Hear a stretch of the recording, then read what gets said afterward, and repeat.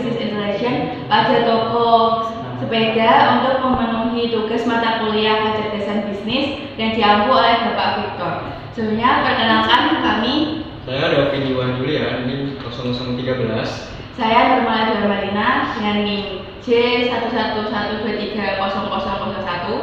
Saya Muhammad Rafi Maulana Hafiz dengan NIM G11230012. Saya Ahmad Al-Fushifa dengan NIM G11230017. Baik, di sini saya akan menjelaskan mengenai proses ETL dari kelompok kami. Kami mengambil data dari Kaggle, yaitu penjualan sepeda.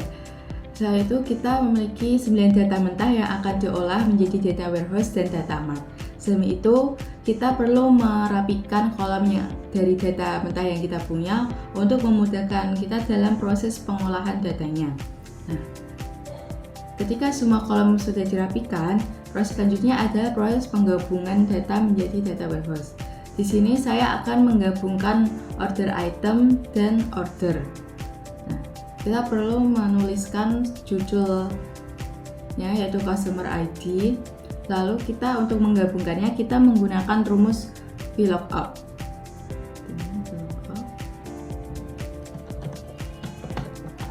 Lalu kita pilih order ID. Lalu kita pilih semua kolom yang ada pada order. Setelah itu kita pilih 2 karena customer ID berada di kolom kedua di order, yaitu false dan enter. Nah, di sini kita sudah berhasil memindahkan atau menggabungkan order item dan order. Setelah itu kita perlu menggabungkan semua data mentah yang kita punya menjadi satu. Sama seperti proses selanjutnya, sebelumnya kita menggunakan VLOOKUP untuk menggabungkannya.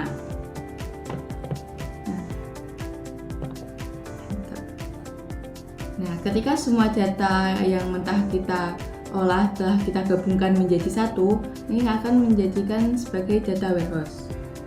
Setelah itu kita perlu memindahkannya dengan Ctrl C, kita tempel di folder terbaru, lalu kita paste dan pilih paste value 123.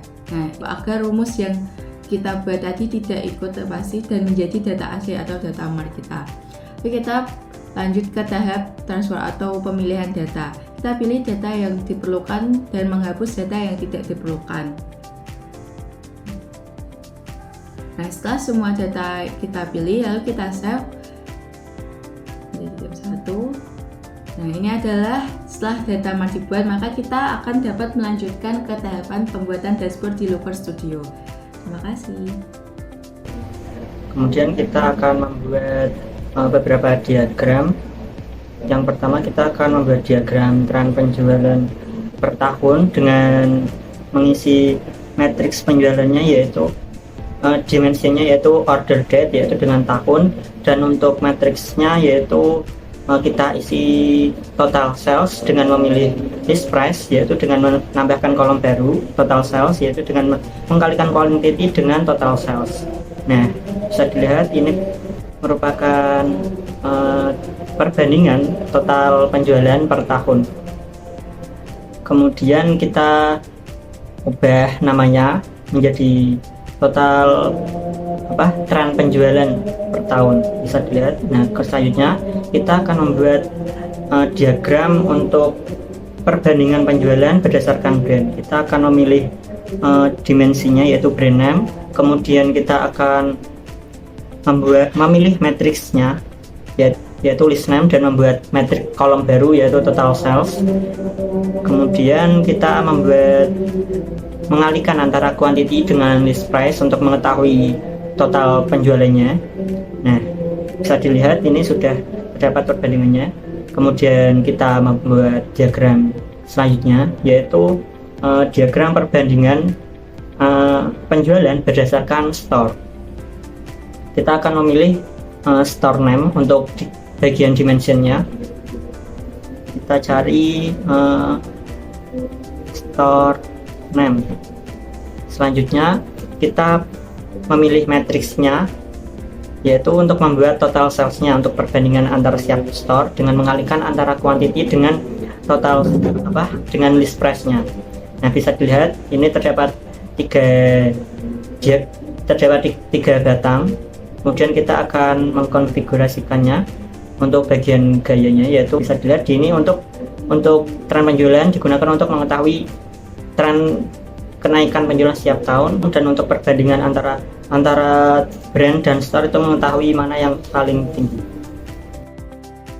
Nah, lalu selanjutnya di sini saya akan membuat diagram map chart, yaitu diagram persebaran penjualan berdasarkan negara bagian. Nah, di sini saya akan mengkonfigurasinya terlebih dahulu. Ini konfigurasinya sesuai kebutuhan saja ya.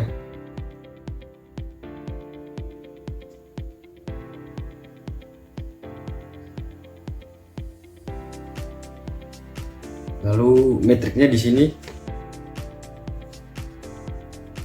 menggunakan total sales dari quantity dikali list price yang sebelumnya sudah dipraktekkan. Itu pakai formulanya.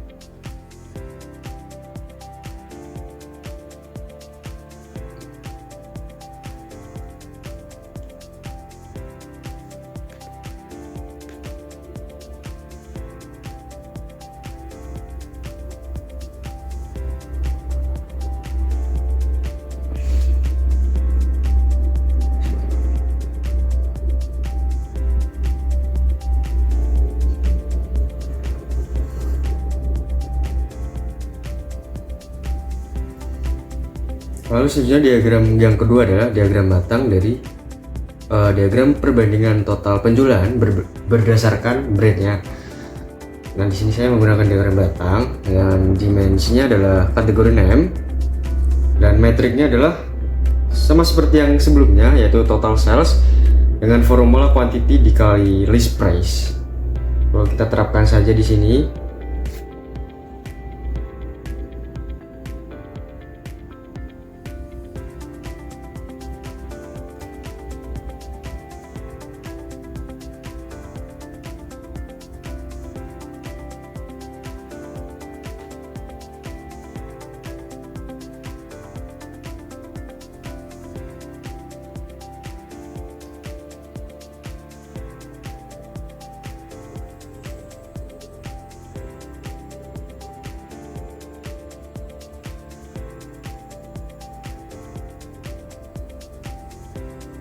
Selanjutnya kita di sini akan membuat diagram untuk top customer. Kita di sini menggunakan dimensi last name customer dan metrik total sales yang berisi quantity dikali dengan last price. Ini adalah tampilan dari diagram total top customer, top 10 customer yang membeli di toko sepeda.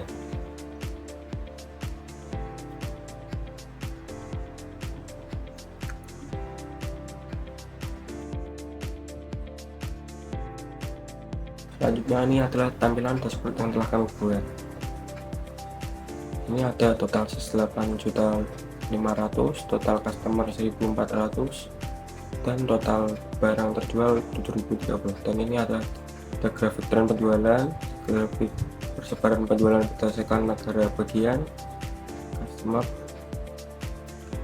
grafik perbandingan total penjualan berdasarkan brand, dan sebelahnya ada grafik perbandingan total penjualan berdasarkan kategori. Dan ini adalah top 10 customer dengan transaksi pembelian terbanyak dan perbandingan total penjualan berdasarkan store. Dan bisa memilih menggunakan filter rentang tanggal, nama brand, nama kategori, dan nama store. Sekian dan terima kasih.